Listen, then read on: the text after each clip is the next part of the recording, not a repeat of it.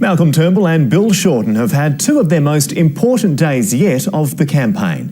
The government promised to improve the budget's bottom line, while the opposition leader delivered a speech that may prove critical in his quest for the Lodge.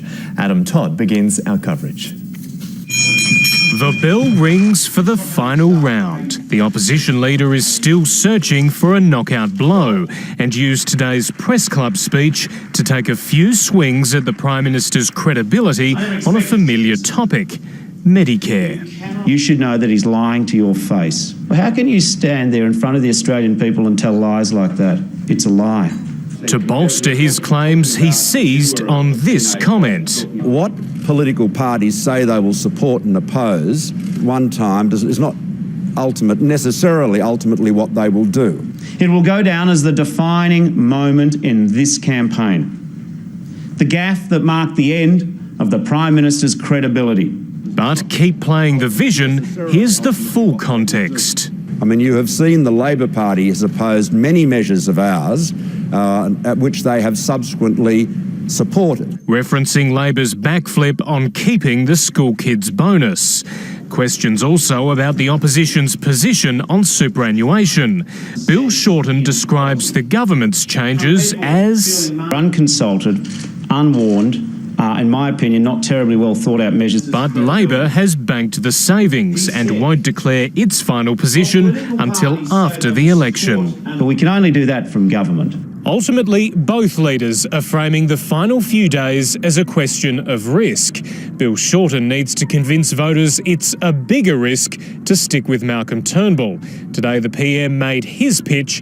Catalina Flores was with him in Brisbane. How are you? Very good to see you. Brains, the ability and the looks to go with it. Campaigning in the country's most marginal seat, the Prime Minister couldn't have asked for a better reception. Malcolm Turnbull? Yeah. Oh, God. I said, I'm so excited. There was no cash splash in this shopping centre, but plenty has been spent by the coalition this campaign. $1.2 billion since the May budget, which the government claims will be paid for through $2.3 billion in new savings, delivering a $1.1 billion improvement to the bottom line. We have saved more in this campaign than we have spent. The government claims to make the majority of the savings through a welfare crackdown targeting fraud, non-compliance and misreporting. We ensure the system does not have the leakage and have the waste and have the overpayments or the abuse of the system, which at the end of the day costs Australian taxpayers. As this marathon campaign with its street walks and selfies nears an end, the government can argue it's offering a better budget position in the short term